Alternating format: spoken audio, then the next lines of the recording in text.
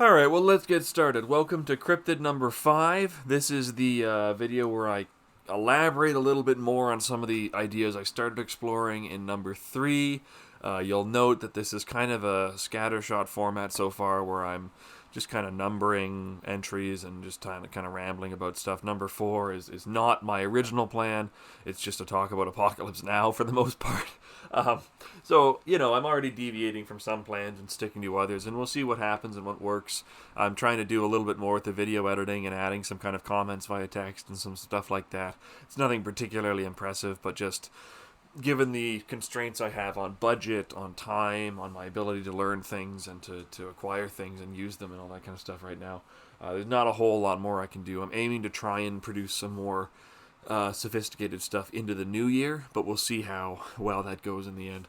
One thing I might end up doing, a friend and I are working on a project, and I might end up posting some audio versions of some creative writing we're doing on this channel, or perhaps on another channel, but it will be attributed to me or perhaps to another pseudonym that will be related to me. But that may or may not come up. What we're going to do today is talk about 3 concepts that I was beginning to introduce in video 3, where due to kind of the strain on my voice and the video getting long, I kind of cut it short a little bit. So we're going to talk more about the Atlantic imperialist bloc, about ownership, dictatorship, and about settler fascism, these 3 ideas. And I'm going to try and do probably 20 minutes on each, so they're going to be fairly hefty segments. Again, I'm messing around with the format a bit, but one thing I like to do is I like to sneak in little background gags or whatever, or kind of like images that I think are kind of funny, but the textual commentary is mostly just minor clarifications. I personally love podcasts, I love audiobooks, I listen to those things obsessively, so I do want this to be a thing that I can just put up as a MP3 at some point as well, and once I find a hosting solution that I'm happy with, I'm probably going to do that as well, so that if you're so inclined, you can just download these episodes and listen to them as MP3s. But we'll get to that sooner or later, or maybe we won't. But let's get started on some of the main ideas for today. Okay, so what is the Atlantic imperialist bloc? And there are a variety of bases to cover here, as far as how is it formed, what are its characteristics, what are its members on the most basic level, like how has that shifted over time, is it always the same as the different members? There are a lot of ways in which this alliance has changed. And I do want to qualify why I'm using Atlantic as the primary descriptor here. It's not as if the U.S.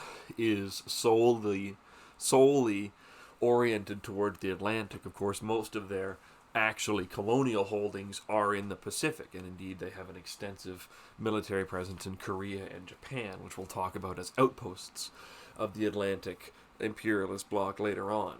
And it's also the case that,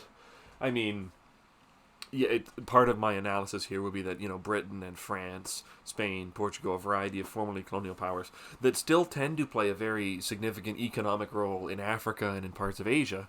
Obviously, they're not oriented solely towards the Atlantic either. You gotta be fucking kidding me. Okay, well, that's okay. Whatever. I'll just keep going.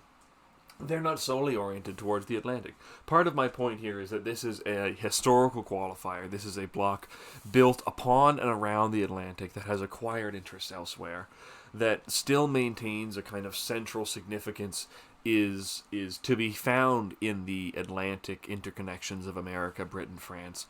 The North American center with its South American adjunct and its European kind of ally is the core of the economic and political unit that is the Atlantic imperialist bloc. Right now, obviously America, Canada, Britain, France, Spain and Portugal, Belgium actually has a fairly significant role in certain areas in the world as far as colonial developments go. There are other ones as well. You'd also look at states excuse me, like Israel and Saudi Arabia, which have an important strategic role here, although that's more of a specific than a broad partnership. You'd look at states also like Australia and New Zealand, of course, which are primarily in the Pacific, needless to say, and of course have Pacific interests. You'd also look at, as I mentioned, Korea and Japan, also in the Pacific. So By Atlantic imperialist bloc, I do not mean to say it's a bloc solely interested in or even composed of Atlantic powers. It is a bloc historically based on the Atlantic as a base of power and as a source of prosperity. In what ways, then, is the Atlantic a historical base, or perhaps the historical base, of this actually existing imperialist power? You look at a variety of things, from the Atlantic slave trade and the famous triangular trade, this highly profitable and lucrative economic arrangement that brings a great deal of wealth and development and useful capital and knowledge and people and all sorts of stuff to developing colonial areas of power, to Britain and Belgium and France itself, and also to British and French North America and Spanish Louisiana and a variety of other places. These are gaining a great deal of developmental kind of credit using a trade system by which, not to say their societies don't have contradiction or exploitation, they have an abundance of both. But the people at the top of that society, again, they're not unexposed to risk. I mean, famously, British gentlemen who went to the Bahamas, about half of them died because the climate was so quote-unquote bad.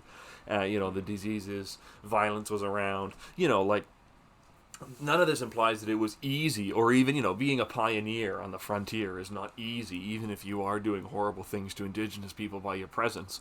You probably still have a pretty shitty, uncomfortable, even exploited life in many ways. But the point here is, the overall bloc, the national economies, the people who shape these national economies and control them and own them, they are gaining a great deal of benefit, of profit.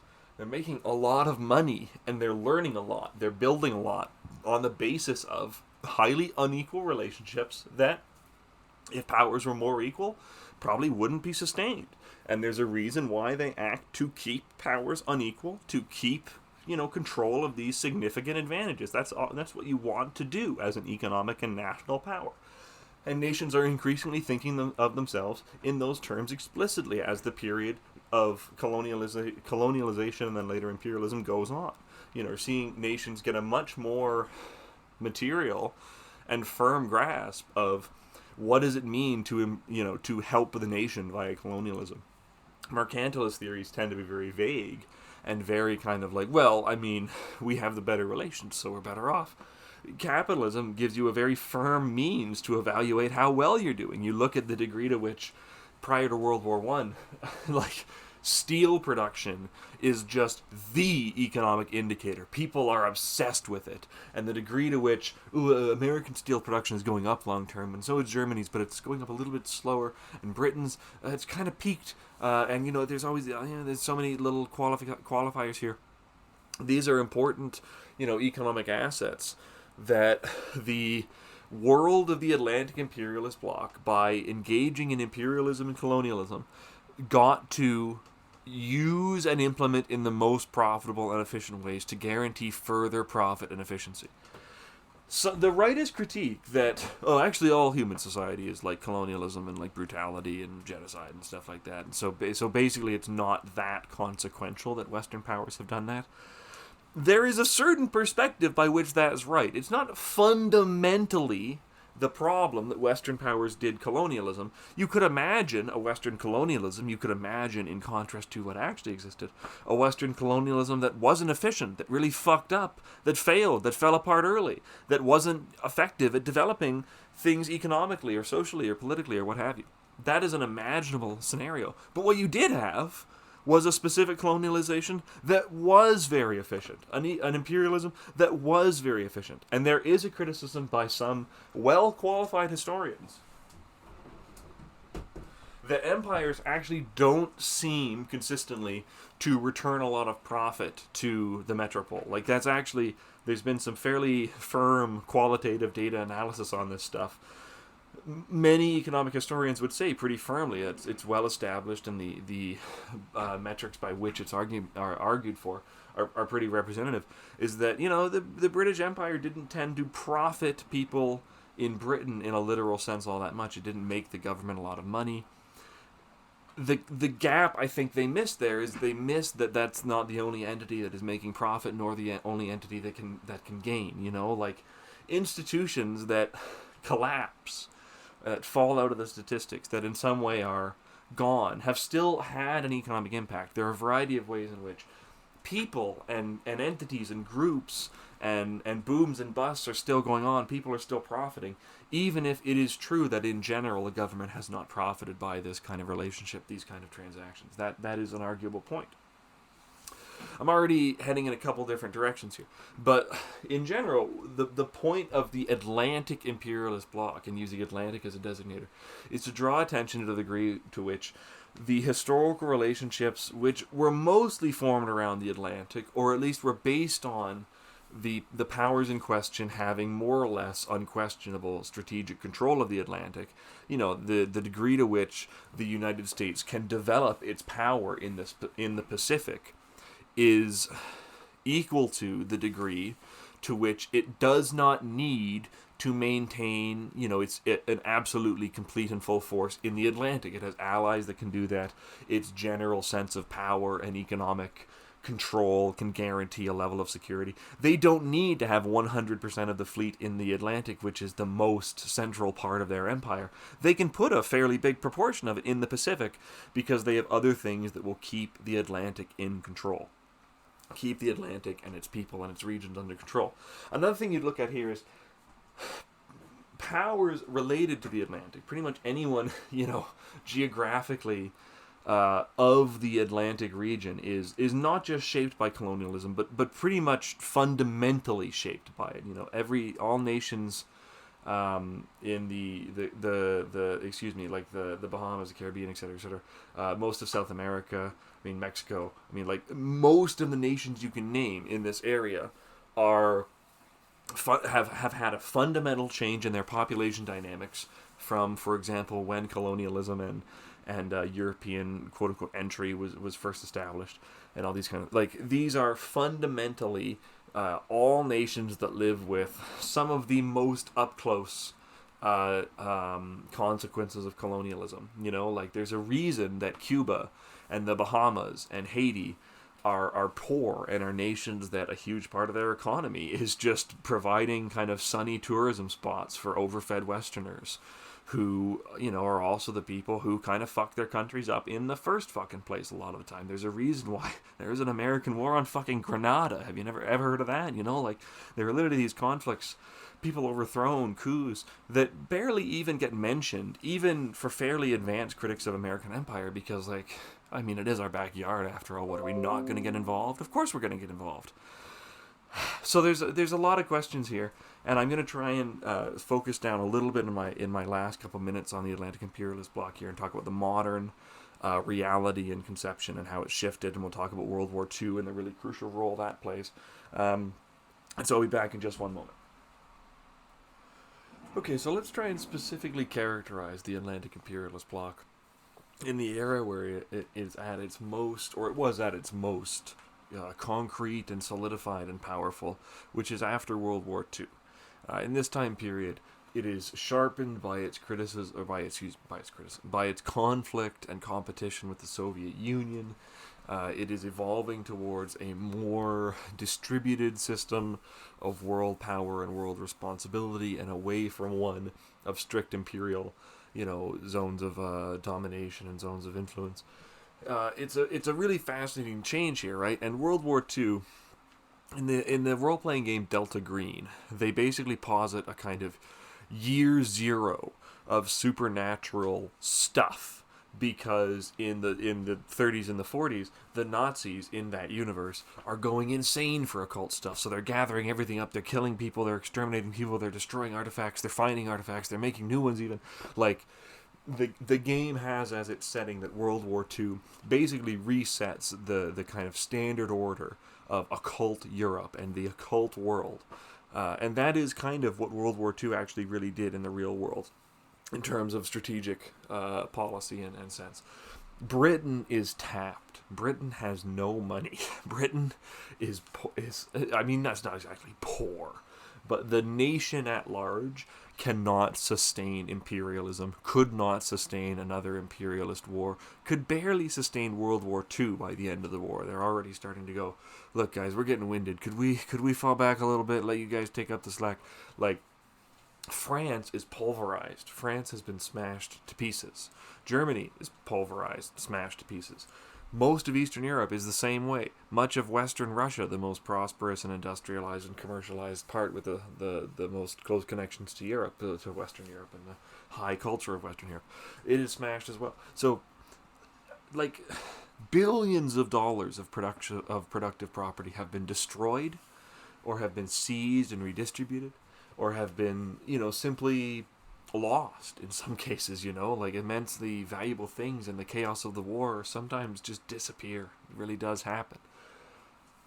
And in the break of the war, you see the world powers that are left having defeated their rivals, having defeated the rising powers of Germany, Italy, and Japan, and having settled into a long-term strategic understanding with the Soviet Union, a rivalrous understanding, an understanding where they are in conflict, but where basically, the Soviet Union, it might do certain things in, say, Cuba, or certain things like that in the Atlantic.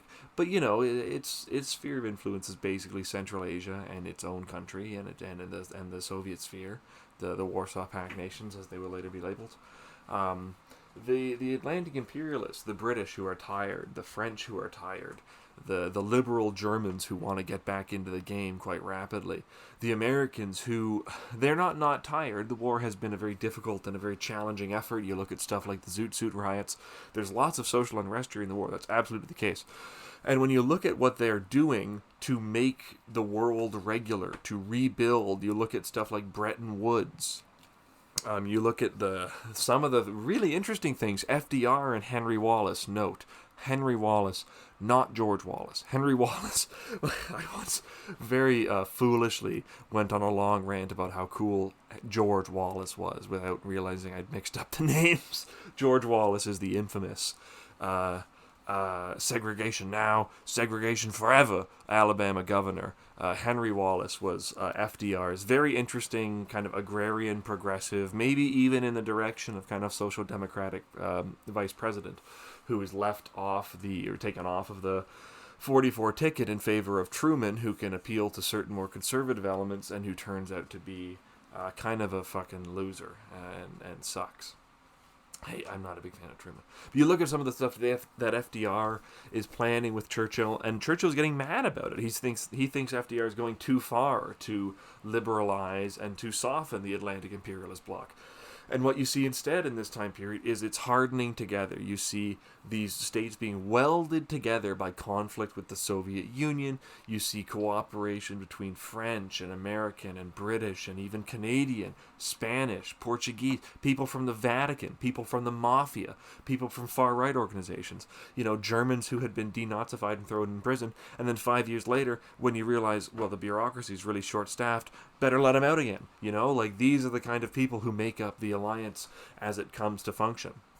You look at the power of something like Gladio, Operation Gladio, this CIA-led effort to create structures of resistance that would fight stay-behind wars after the Soviets conquer Europe, which was kind of always the plan. The Americans always knew, there's basically nothing you can do to stop the Soviets from being capable of just driving directly through Germany. They have the power. They have the tanks. The Germans and the Americans aren't pushovers, but there's just numerically no way they could stop them. And the real question is, where do they get stopped before we have to start doing the nukes and stuff? Europe's situation in that kind of war was always pretty dismal to a certain extent. The Atlantic imperialist bloc, then, is this U.S.-led, although the elements of its leadership do shift. I mean, the U.S. leadership was widely and openly criticized during the Iraq War days. But as you look at it now, as crises intensify, as the conflict with China intensifies, look who's talking back. Look who's talking up the U.S. again. Look who's talking about more kind of international strategic cooperation. Everyone's in a tizzy because, Russia's aggression has proved that great power politics, the U.S. still needs to be involved. They can't look after themselves. The way that this stuff has been brought back together is through crisis. And that will be the thing that really makes or breaks the new Atlantic imperialist bloc. Changes, I mean, you'd look at the ascendance of a nation like Brazil, you'd look at something like South Africa. The BRICS are a relevant kind of thing to examine in this kind of context.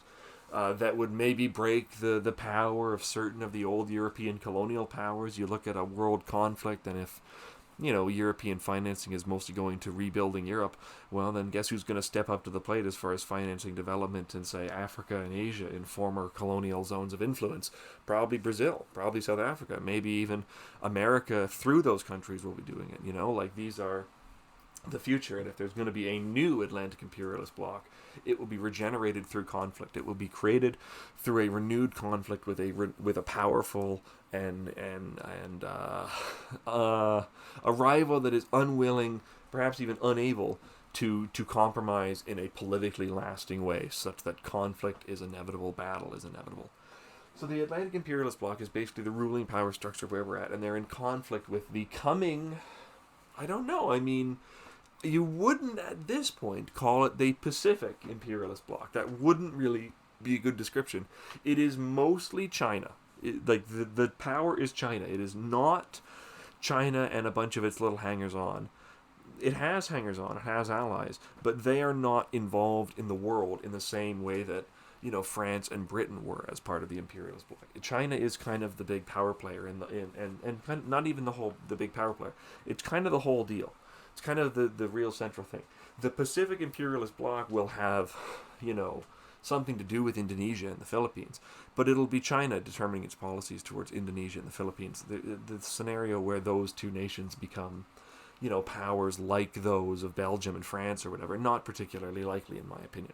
So really you're looking at the Chinese imperialist bloc and their alliances with perhaps the Russian bloc, their interest in Iran, their interest in a long-term change in Middle Eastern relationships, their interest in forming increasingly tangible, material, even military alliances and understandings in Africa and in still underdeveloped parts of Central Asia. This is part of what the Belt and Road is about. So I'm going to pause on the Atlantic imperialist bloc for a moment now, because to a certain extent, this is the least complex of the topics, although it has plenty of wrinkles to it. Basically, what I'm talking about is the people who are obviously in control, like the people who do factually have the most power and influence over the whole world economy. Yeah, China's not insignificant in that, but the fact that, of the top 10 players, one of them's China and 9 of them hate China, there indicates a bit of a strategic disconnect there, So I'm going to come back in just one moment and we'll talk about the next concept on our list here, ownership, dictatorship. Okay, so ownership, dictatorship. This is something that I began thinking about in the wake of the 2016 Bernie campaign, which, I'm not a fucking immortal vampire here. I was a young and naive leftist at one point rather than always having been a cynic or whatever. And it struck me that, man, this doesn't make any sense. We're clearly not winning this campaign for democratic leadership. They have so many tools to beat us, from super delegates to just very basic convention trickery. And even if you can imagine the incredibly outside scenario where Bernie becomes Democratic candidate, how much loss would that cause the party in terms of the moderates who can't stand even his extremely mild version of social democracy? Was Bernie the answer, was what I was struggling with. Was this kind of campaigning, was this kind of struggle the answer? And it increasingly struck me that, this doesn't make sense to me. I don't think this can create the kind of change that people seem to be counting on. And I mean, I've seen leftists ask, who is the new Bernie? Bernie lost 2 times. He failed. It was a failed movement.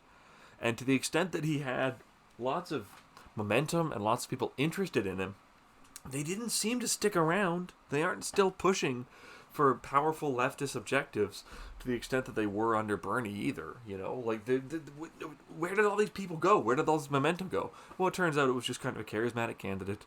Pretty typical story as far as party leadership conventions go. You get someone who really riles people up, and then they just kind of acquiesce to whoever the choice is because, well, better him than the other guy, and you know, ownership dictatorship is what I started thinking of, because even if Bernie became president, he'd lose the House and State immediately. He'd be more impotent than Obama. That would be what would happen, unless you are imagining a condition wherein basically the norms of politics are suspended and he has some kind of incredible supermajority that doesn't object to him using the word socialism to describe what he wants the American economy to be, which is a real big disconnect between people.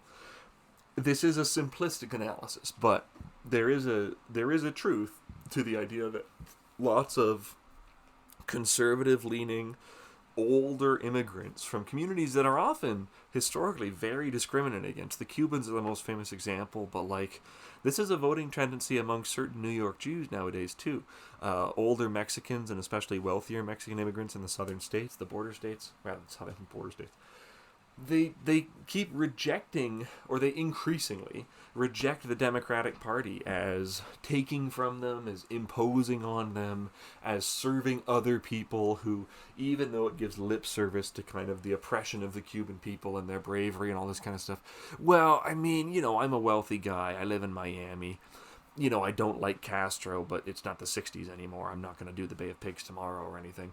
Who am I going to vote for? This guy who wants higher taxes, the guy who wants lower taxes. Well, I'm a rich guy. The answer's pretty fucking obvious, There is a failure to grasp the stakes and the consequences of defeat among many liberal parties in the Western world, the Canadian Liberals, the NDP, the Democratic Party in America. They don't grasp the degree to which they can't affect the change that they sometimes want to. And they often don't even want to affect the change they say they want to, Ownership dictatorships are the political condition in the West that make political progress on a real scale, on a scale of establishing public health care, not dumbass Obamacare, not this absolutely piddly nothing. Establishing a real system of gun control, not this incredibly patchwork nonsense between state and federal and local and blah, blah, blah. Absolutely garbage.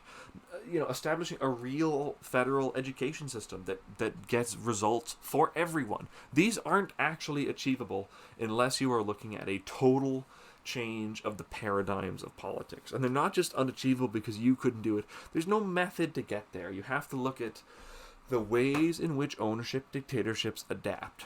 Now let me jump back in time. Nowadays, it seems like things are kind of conservative again, right? Like a lot of people are kind of into, a lot of the political elite and the political class kind of pay a kind of lip service to a very Reaganite idea of getting the government out of the way and community solutions, and community meaning private business for the most part. And these are shifts. This wasn't what FDR was doing, and I'm interested in the American Civil War and the New Deal. These are my two areas in American history specifically. And FDR is FDR is one of the frustrating things about him is, unlike Lincoln, there is a sense of a kind of emptiness at the heart of FDR, where a lot of the time you read accounts of him and it's like, oh, he's deciding on world crises, and then he goes and takes a break and looks at his stamp collection. It's like, yeah, this guy actually, clearly he does understand how important things are, but in that he's unlikely to ever bear the consequence, you do wonder a little bit about how deeply committed to change FDR is. Although certain things you can interpret as being quite radical, like the new Bill of Rights, the new Economic Bill of Rights, and these sorts of things. Notably, though, of course, most of those programs that you'd interpret as more radical don't get implemented or do get struck down by, say, the Supreme Court.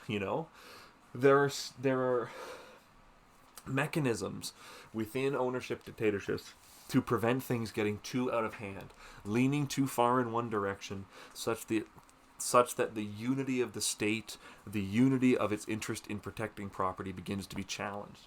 An interesting one nowadays would be Donald Trump. Let me just take 1 second here. Sorry about that. Donald Trump's quote-unquote Muslim travel ban, the travel ban affecting nationals from a variety of principally not Muslim nations, but also notably North Korea.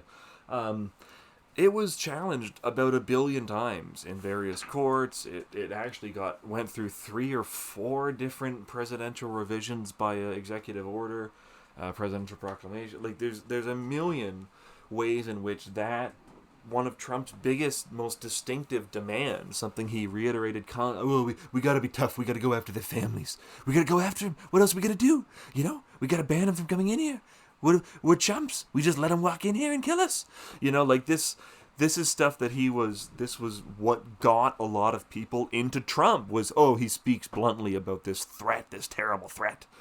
And that was counterbalanced almost immediately by the white blood cells of the American state, which were not going to let the most nonsensical and ridiculous and over-the-top provisions of this thing get implemented for long, if at all. And indeed, it was cut to pieces such that even describing what happened to it is fairly difficult. There are periods where, literally, a third of it is being enforced and 2/3 of it is not allowed to be enforced. It's totally bizarre. But he never got Mexico to pay for a fucking wall. Most of the distinctive things Trump would say were his distinctive issues failed. You know what his actually biggest contribution to American politics was? Selecting 2 completely typical Republican Supreme Court justices. That is actually his legacy, is getting 2 Supreme Court justices on. 2, people who are maniacs. You read some of Kavanaugh and, what's the guy's name? Their decisions, they're absolutely insane. But that is quite typical Republican and right-wing legal theory on a certain level. It's not insane by their own standards. It's actually fairly typical. And I mean, the legacy of Trump will mostly be continuing basically Republican Party domination of the nation, which is a real thing. And I'm not trying to say, the Republicans are so evil, they're scary. They're way smarter and more effective than the Democrats. They lock up the judicial system more effectively. When they take local and state power, they lock it up way more effectively. They're better at doing politics than the Democrats. That's a factual statement. And so you look at their actual actions over time, and even the ones that are crazy and breaking the norms, they often fail or get swatted down or get gummed up in the works or whatever. Most of the really crazy Trump stuff just didn't actually happen, or happened at a very limited level, whereas the stuff that did happen was basically the continuation of typical Republican priorities. Look at the way in which the EPA was basically just abandoned. It was, that's been a priority for the right forever. Another interesting example here would be the degree to which the alt-right, the boogeymen of 2016, apparently people who were going to jump out of a closet and do a mass shooting in every room in the country at any given second. Turns out a lot of their people on the inside were total fucking chumps. Miller and Bannon, both of them were out by year 2 of the admin and had been totally out of power and out of influence well before that, even. These online folks, these meme people, the meme right-wing guys, the alt-right people, the based Donald guys, the Donald, the Reddit subreddit. Actually, the Donald was way more normie. It was way more boomer Facebook email chain dog shit than it was the, Pepe the Frog, etc., alt-right kind of stuff. That actually was pretty irrelevant, and the people who got real on board that train of, we're going to make America white, we're going to make it Christian, you did a kind of shitty job. America's mostly just, it's very white, it's very Christian, it's very able and willing to protect its definition of itself in those terms. But it didn't actually make America white or Christian in a way that got in the way of the economy, the way the elite economy was meant to continue. You could do kind of shit that, literally you did mess with thousands of Muslim people's travel plans and all this kind of stuff, but really the long-term, really, earth-shattering diplomatic consequences were avoided by the white blood cells of the state, which ganged up and destroyed the virus, And the alt-right was the same way. They were a kind of insurgent faction within the broader right coalition, within the Republicans, and basically they lost. They're not that influential anymore. A lot of leftists get real upset about them, mostly because they're on the internet, and that's where we want to be, we see them is the reason we get upset at them, not because they're actually that powerful. They're not. The actual factional alt-right, the institutional alt-right, is not the people talking about critical race theory or drag queen story hour or whatever the fuck. That's not them. What's that guy's? Richard Spencer is not He's around. He's not gone. The idea that we beat him or whatever is overstated. But like he's not running the fucking government, and almost Trump wasn't running the fucking government when they just brought the Soleimani assassination to him and were like, hey, we got 5-minute counterinsurgency, 20-minute counterinsurgency, Morty, quick adventure, just quick little counterinsurgency. And Donald Trump was like, sounds cool, sounds great, sounds really cool. This guy, he's a nasty guy. We got to get him. And then 20 minutes later, when it's like, oh, Iranian. He was Iranian. And nobody told me he was Iranian. This is going to cause a big problem. We can't do it. We can't do it, everybody. No way. Like, he is just a fucking idiot who could be led by the nose by the extraordinarily powerful institutions of the U.S. government, the U.S. military-industrial complex, the military in general, the fucking, like, these factions within the U.S. government that they're not unknown to people. People aren't unaware that, like, the military-industrial complex or, like, the Israel lobby. People overrate the Israel lobby. It's not controlling the fucking country by any means, but it is a pretty powerful lobby. It's a powerful organization, institutionally speaking. That's true. And people get really into very kind of fine articulations of, they're allowing trans people in the military. We'll have a revolution any day now. Well, I don't think we will. Like, the ownership dictatorship system, its key advantage is its willingness to shift and its ability to find and secure firm foundations going forward. It's able to assess crises, try out responses at a variety of different levels, federal, state, local, judicial, legislative, executive, like senatorial versus legislative, like, there's a million permutations of experimentation within ownership dictatorships. And it's really good at finding the smart ones, finding the good adaptations that preserve dictatorship, and discarding the bad ones that threaten it. It could pick up breakfast programs in impoverished areas from the Black Panthers. Like, literally, there are breakfast programs in certain, like, really poor parts of California and Los Angeles especially that have, like, a direct institutional connection to the Panthers programs in the 60s and even into the 70s.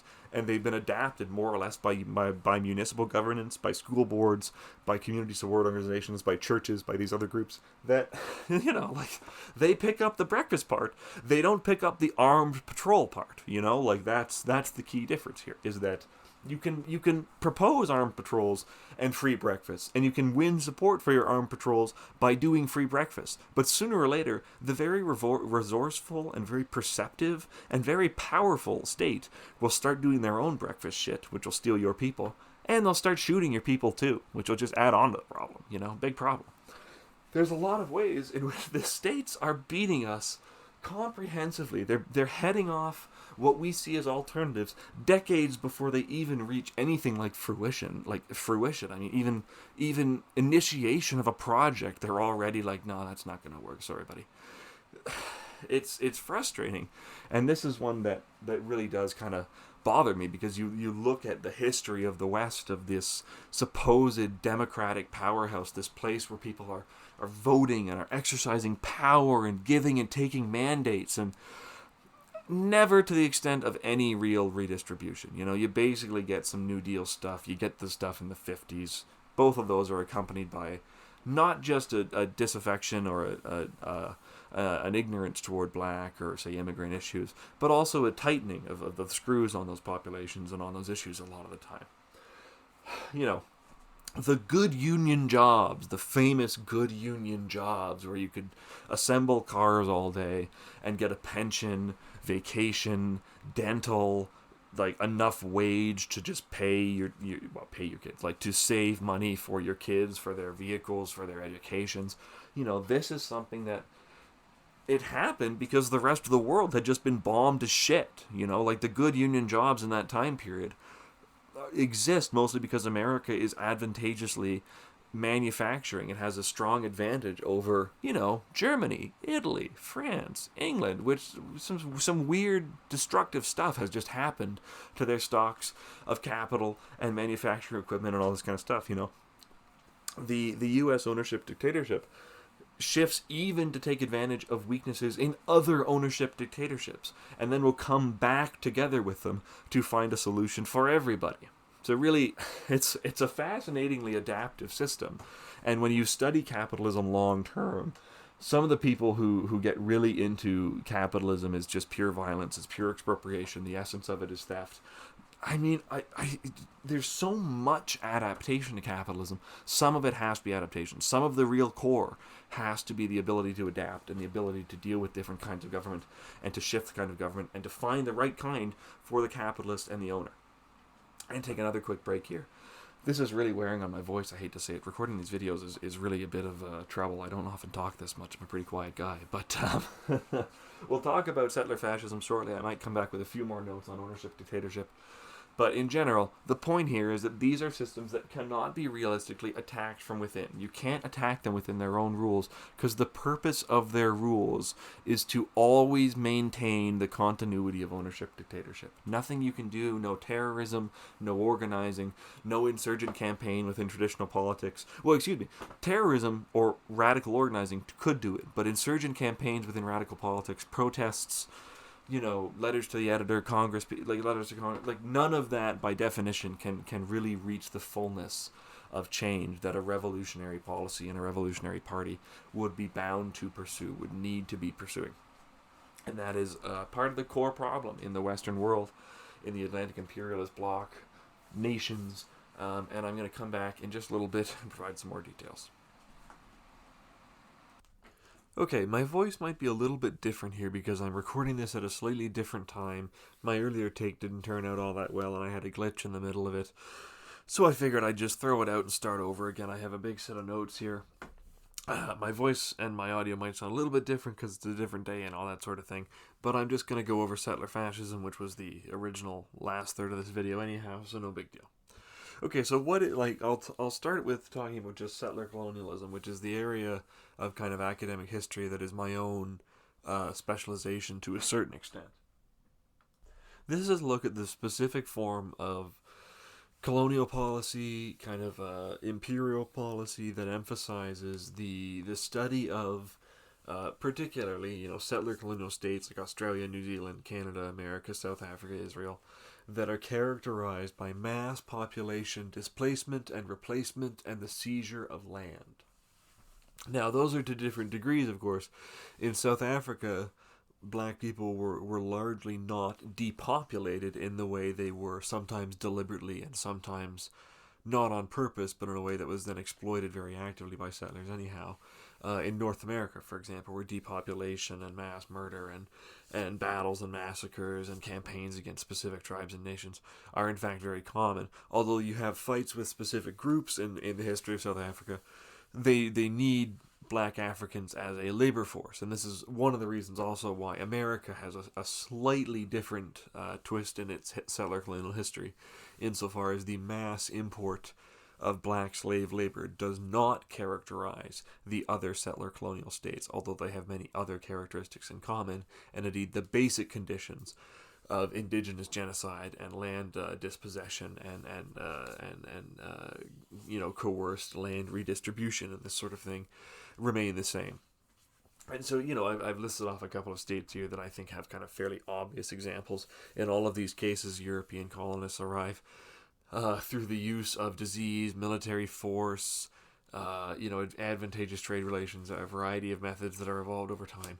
They force indigenous people into a sort of, apartheid is the most clarified version of this structure because South Africa is the most under siege of these polities the most consistently, or at least it perceives itself to be. White South Africans certainly so, and especially the Boers. But when you look at, say, North America, you see a relatively gradual process by which you move from kind of forced migration and forced relocation, which includes massacre but does not necessarily desire it, to a policy where massacre and depopulation, and specifically depopulation via kind of passive violence, such as the deliberate destruction of ecosystems such as the buffalo, which is a very famous, there are famous photos of these just mountains of buffalo skulls that were deliberately shot and in many cases just left to rot, not even harvested by the hunters who had shot them, sometimes from moving trains, just literally for sport, So there is a a real kind of, I mean, even passive genocide gives it a little bit more passivity than you'd want to emphasize, but there is a way in which they're not, at a certain point, they evolve past the need to deliberately go into tribal territories and just massacre loads and loads and loads of people, or do,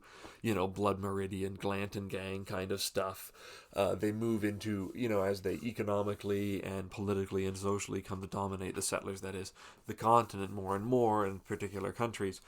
They're more and more able to enforce, say, this is a disputed term, and I think there is a relevant way in which it specifies and does not diminish the process of cultural genocide, as it's sometimes referred to in Canada. There are relevant criticisms of that label, but I think it is meant to specify the fact that the genocide was to destroy indigenous culture. It was not necessarily at that point to kill every indigenous person. That, in fact, was not a realizable objective, and many people understood that. And for a variety of reasons, even the incredibly cruel settlers of that day were like, well, we're not just going to go around and murder every last person and call it justice. Like, no, call it justice because we're going to turn them all into Christians and destroy the kind of quote-unquote pagan, unworthy, fading. I mean, a lot of literature from this time period portrays indigenous people one way or another as a remnant of a former civilization. There's a lot of kind of, Atlantis, ancient alien sort of stuff about them being the quote-unquote remnant of an old and great civilization. Which is like a convenient way to say, oh, they were already on their way out anyways. We took this land, we killed a load of them, but that was pretty much how history was going to work out for them anyhow, so what's the big deal?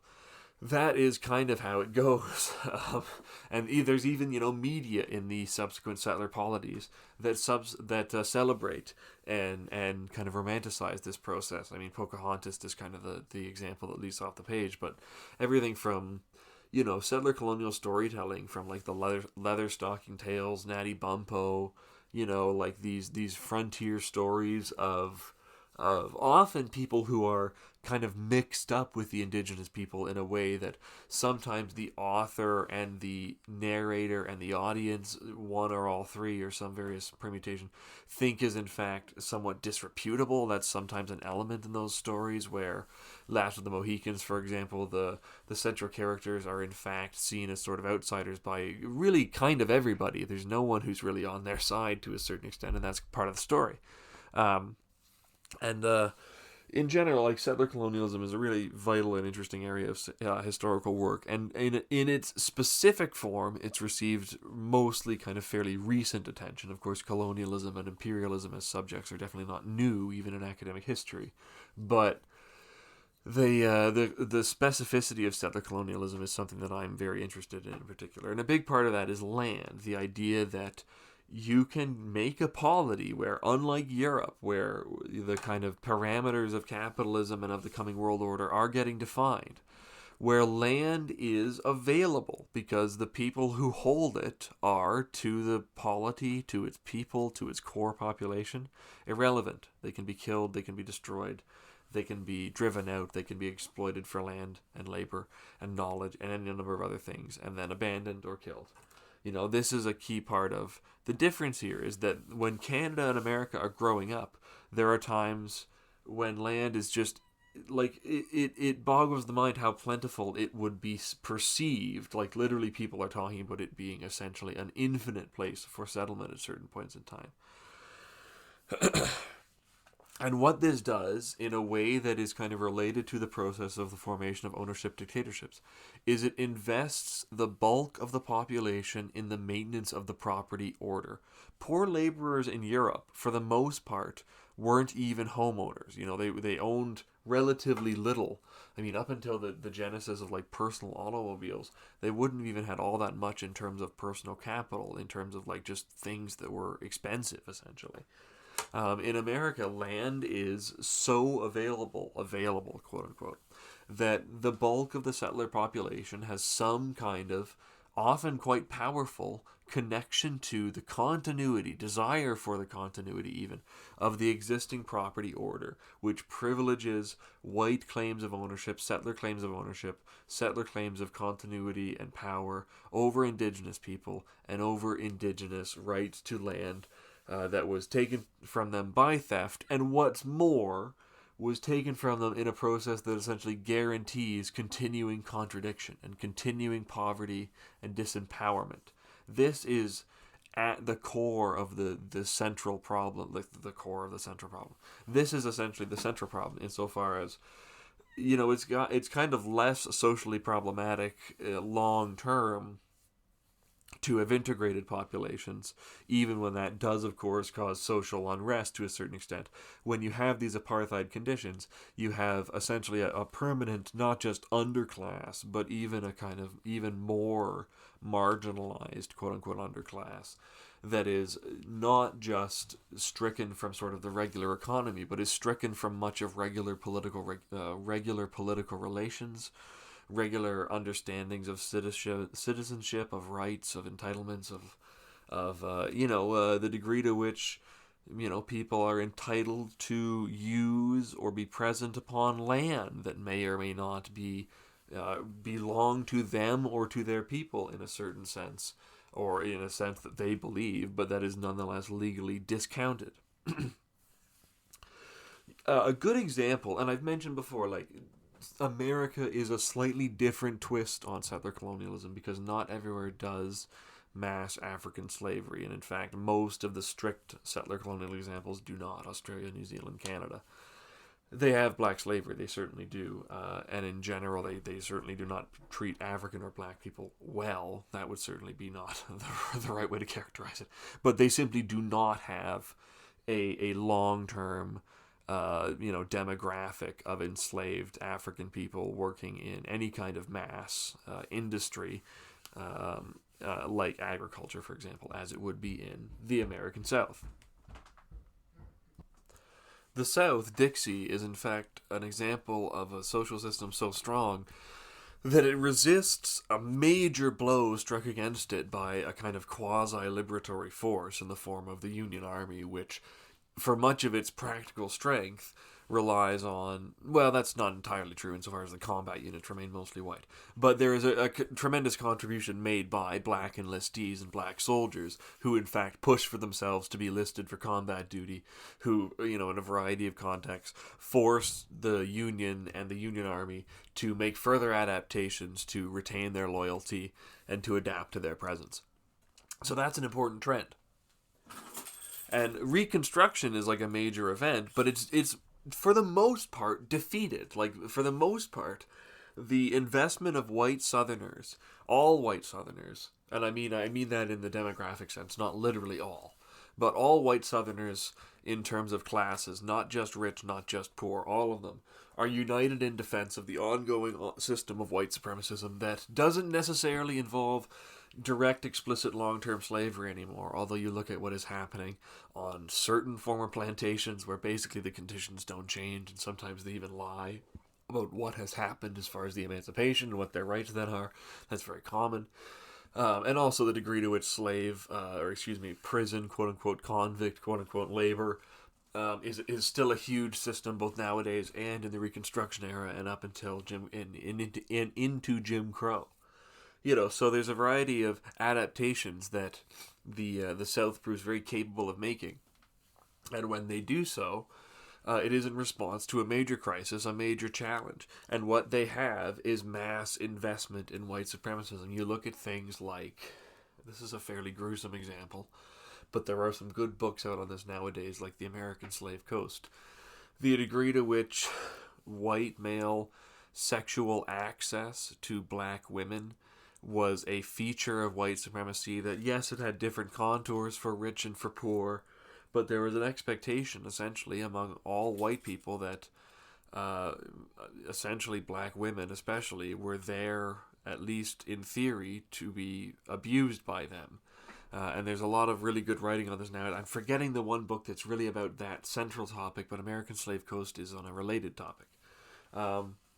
You also look at the degree to which loaning slaves out and lending slaves is a really big deal. People think, basically you got people who own 400 slaves and there's a handful of those.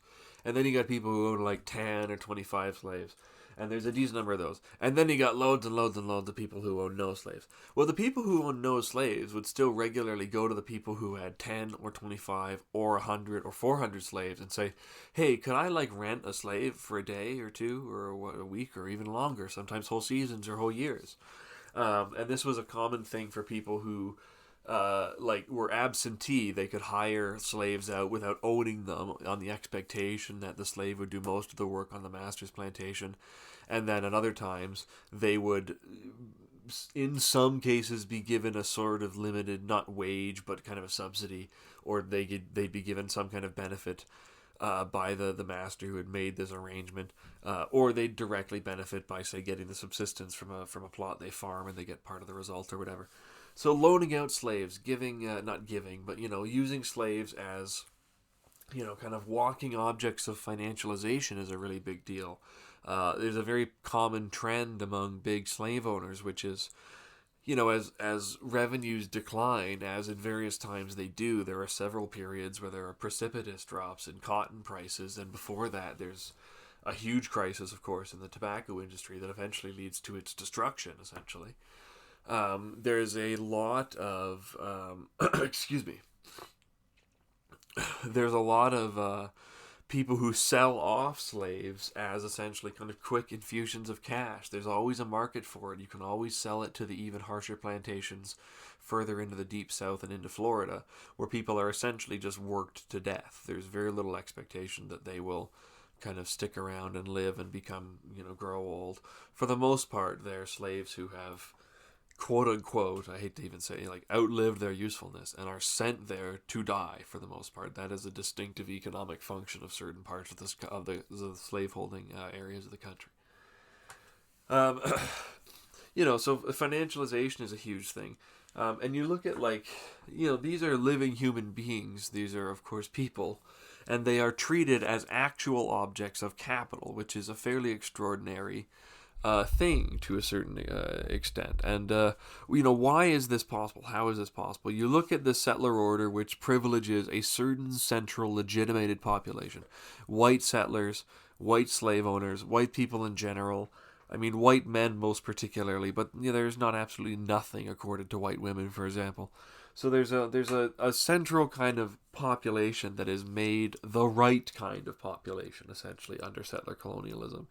And populations that are in the way are often violently destroyed or dispersed, if not dispossessed, if not totally annihilated. And I mean, there are certain American Indigenous wars where, I mean, it's quite hard, practically speaking, to track down every person of a certain ethnic or quote unquote tribal background or what have you and destroy them, but where literally you might 99% of a certain national group or indigenous national group, it might be destroyed in a campaign. That's a real estimate of certain campaigns. I mean, this is like this side of the civilizational coin in North America is going through 200 years of the 30 Years' War. The incredibly brutal and terrifying 30 Years' War. It's really frightening stuff. So look at also, so we've talked about settler colonialism. What then about fascism? What is the fascist pitch? And I've talked about this a little bit before. The fascist pitch is, we're the fascist party. We're going to work for everybody. We will unite everybody in our selfless commitment to the greatness of the nation, such that you're the boss, you're the laborer, you're the poor farmer, you're the big business owner. All of you will be benefited because we will benefit all of Germany, and you're all Germans or Italians or Spanish or what have you. And I mean, this is kind of organically what America and Canada and these nations achieve. You look at a lot of common characteristics like individuated, masculine, moralized violence, like what the KKK does, like what the Texas Rangers do. The Texas Rangers, in their early years of existence, they'll just go across the border to Mexico and massacre people, like to kind of stake American claims. Like, again, like I've mentioned Blood Meridian once already, but I mean, that's a great example of the kind of degree to which just kind of roving vigilante, really horrific violence is a key element in not just American society, in the specific economic and political foundations that dictate the futures and the present of American society. It's not just a thing that happened, it's a thing that's still happening. You know, and many of these fascist characteristics, things you can identify as close to ideological fascism or as identifiable with explicit ideological fascism. A lot of these things, like, you know, you could look at Eco's big essay, reification of masculinity. You know, I mean, that's a undeniably huge thing. The kind of settler male, the man on the farm, the homestead, the degree to which there is constantly kind of threats, the threat of the indigenous, who are at once a degraded and kind of a mongrel race, as they'll say sometimes, who, I mean, they're never going to stop the white man, but who are also, they'll kidnap your women, they'll destroy you, they'll kill everyone, they'll overrun us at any minute. You need to be permanently paranoid and armed in order to defend against this very real threat. You know, the coexistence of weakness and strength among or in the figure of the threat. You know, the idea of a kind of permanent threat and a threat that is universally adaptable. This is something I'll talk about more in the future, but the idea that in America there is a very tangible connection between anti-black racism and really all kinds of racism, white supremacism that are actively practiced in America. I mean, the most notable example would be anti-Asian racism in the following thing I'm about to talk about. The identification of racism with anti-communism and of enemy races with communism, socialism, leftism, revolutionary forms of organization and government. You look at the ways in which Martin Luther King, a strict moderate, up until the end of his life, where he has some interesting changes of focus and interest. Very interesting man, of course. You know, he is repeatedly slandered as being a communist, having been, you know, personally trained by Mao or by Castro or all these sorts of things, or the idea that the civil rights movement is predominantly communist, when in fact the removal of a great many communists and leftists from positions of leadership is one of the things that makes the civil rights movement's early forms of organization really grow. The communists and the kind of very radical folks had held back a certain sort of mass appeal, although in doing so they had held out for radical change. Excuse me. You look at a book like Hitler's American Model, which is a really interesting book. I think it's really worth taking a read at. It pushes back admirably against a lot of kind of, a credible argument is presented, kind of lazy scholarship that just goes, oh, the Nazis, they didn't give a shit about American racial policy. Well, I mean, you look at the documents, it sure seems like they did. It sure seems like they talked about it actually a fairly considerable amount. And in some ways, they enunciate objectives that are in the realm of comparison to American and especially kind of American South and American slave culture like slave holding, white culture objectives. You know, like the idea of Lebensraum is a very colonialist, imperialist kind of settler colonial idea of, well, we're going to go there and we're going to take all the land and we're going to use it for us because we're better and we deserve it. I mean, that is a kind of the essence of certain kinds of settler colonialism right there, really. Now, I've talked at a kind of rapid clip here about a couple different topics, and I've covered everything I wanted to cover. My earlier one was much more scattered, but also much longer, and so this version of this last third is way better. So here's the last question: how do you beat settler colonialism? I've just talked about how like crazy strong it is, and like difficult to like deliberately by its construction, difficult to defeat or even to strike blows against. How do you defeat it? And that is really the big question. I don't have an answer. The answer has to be something other than, well, you kill all the settlers, because kill everything is kind of never actually a real political objective of any consequence. It's always just kind of a pipe dream. Try and kill everything, it'll just spread to everything else. How do you abrogate the conditions of dispossession and impoverishment of settler colonialism in a practical sense, in a way that doesn't mean simply put the mass disempowering of white people, which isn't necessarily simply put like what is going on. There is a very specific spectrum of white people that have real political power, and though part of the problem is that many other white people will fight very hard to defend that spectrum, the degree to which they have to then be disempowered, and there are actual differences in there, and there are some some leftist settler colonial writers who tend to collapse the white classes into each other and make them very indistinguishable, which I don't think is the right angle. Common investment in property relations and the continuity of property relations is a tangible factor of Western civilization. But that's never meant that everyone got equal property, got equal access to property, equal opportunity to use or enjoy property, any of this sort of stuff. Needless to say, people in the West, white and white settler, other kind of settler, indigenous, etc., all of these people still have a common experience, or at least a somewhat common experience, of exploitation. They all live under capitalism. It's not as if, other than the very narrow strata of the kind of hyper rich and successful white settler class, there's never been really any kind of mass property, availability outside of home ownership, and I mean stuff for kind of the upper middle class, like a cottage and this kind of limited kind of land ownership, and maybe, investment properties are a little bit more feasible on a certain level, and kind of small business and stuff like that. So there are irrelevant elements in there, but you also want to limit yourself to what you can really look at in a firm and materialist way. And so there are some analysts who collapse white classes altogether. I think there's a very good reason to distinguish between the white working class, the white rich people, even though, frankly, historical analysis tells you pretty simply that they do tend to act pretty closely together, which is going to be a tough trend to crack. It's going to be a bit of a problem. So with that, I'm going to sign off. I hope this was an interesting video.